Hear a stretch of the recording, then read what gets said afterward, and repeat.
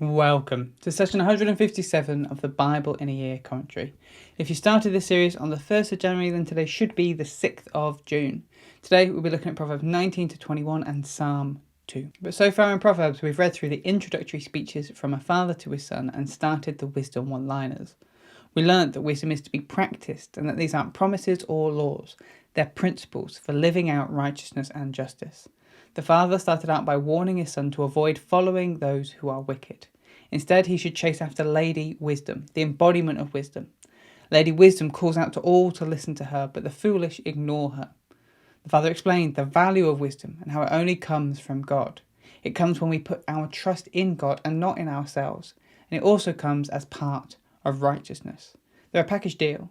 If you're not living righteously, you're not listening to wisdom. Wisdom should be a lifelong journey. It doesn't happen overnight. The father then introduced a second character, the adulteress. While pursuing Lady Wisdom leads to righteousness and life, pursuing the adulteress will destroy your life. This wasn't meant to serve as a commentary on women. It's a father using the idea of a good woman or a bad woman to teach his son wise principles. The ways of the adulteress seem attractive to begin with, but they soon lead to destruction. Instead, the son should hold to integrity and right living. The father also offered some practical advice, from handling debt to working hard to keeping your talk honest. Again, the father warned about the temptings of the adulteress, the life that looks good but quickly destroys. He explained that she uses all sorts of tricks to distract you from thinking so she can lure you in. In order to protect yourself from this, you need to guard your thoughts from being clouded, not stray too close to temptation, and look beyond the immediate promises of pleasure to the consequences of these actions. In contrast, Lady Wisdom is an open feast where all are invited and should be encouraged to join. As long as you fear God and put your trust in Him and His wisdom, then you will be blessed. All of this then becomes the lens through which the wisdom sayings are looking through. So let's jump in with today's reading, Proverbs 19 to 21. As we've mentioned so far, because the Proverbs aren't passages you study, but passages you soak yourselves in, I'm not unpacking what they mean. Instead, I'm modelling what applying the Proverbs to your life could look like. Try to find a handful of Proverbs that jump out to you in today's readings. Here are some that jump out to me. Where Proverbs 19 verse 2, desire without knowledge is not good, and whoever makes haste with his feet misses his ways. We've all experienced deciding in a moment we want something and going for it. Maybe we've seen something we've liked, or an idea has popped into our heads and we've just gone for it. There's no pause, no stopping to think whether this is the best idea. I see it, I want it, I'm going for it. Sometimes this works.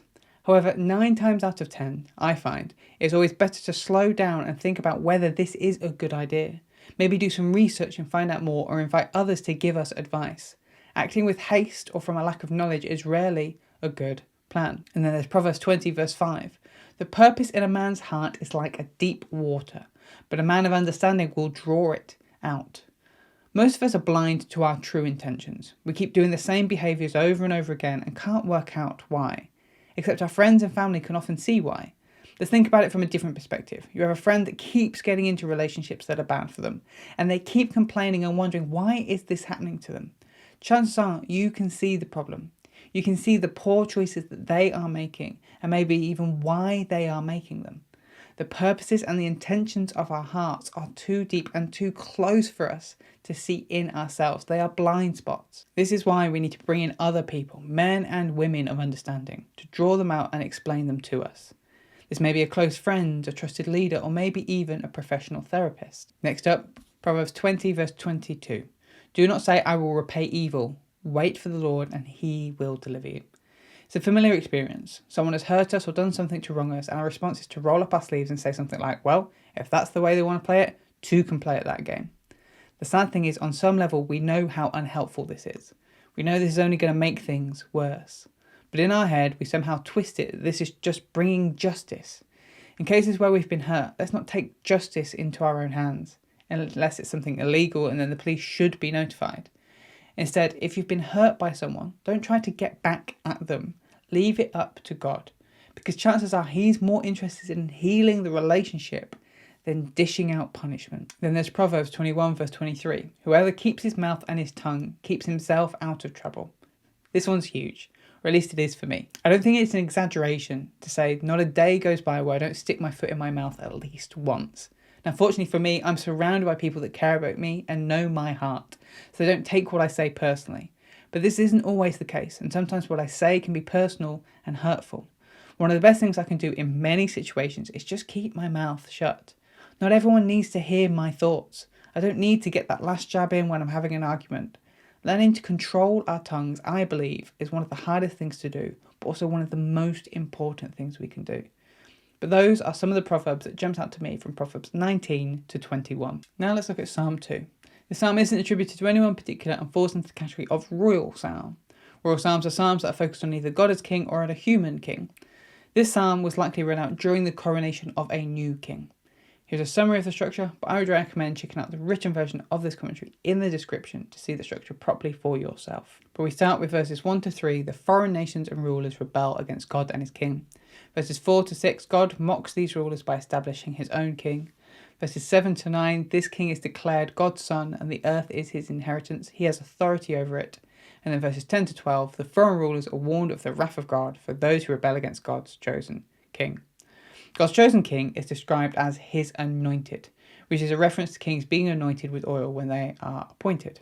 For now, it's just another way of referring to the king, but over time, this word takes on new meaning. In the same way, this psalm at face value should be first interpreted in light of God's authority over the nations, and the authority he gives the kings over his people. God is the one with authority, but the king plays the role of his son, his physical representative on earth. But that doesn't mean we have to stop our interpretations there. We've read through the prophets where God's people are waiting for a future king who will redeem God's people and reunite the nations, an anointed one. Indeed, when we get to the New Testament, those writers begin to interpret Psalm 2 in a whole new light. And just as Psalm 1 opened the book of Psalms by showing its intent to help people meditate on God's word, Psalm 2 sets out its hope and its promise. A future king is coming, one who will provide all the wisdom found in the wisdom psalms, heal all of the pain found in the lament psalms, and who is worthy of all the praise found in the praise psalms. Thanks for joining us today. Take a moment to reflect on what you've read and share your thoughts or questions below. If you're watching in the future, then you can click here for the next session, or you can find the full playlist just down here. To receive these daily commentaries in your email inbox, subscribe via the link in the description below. Have a great day, and I'll see you tomorrow.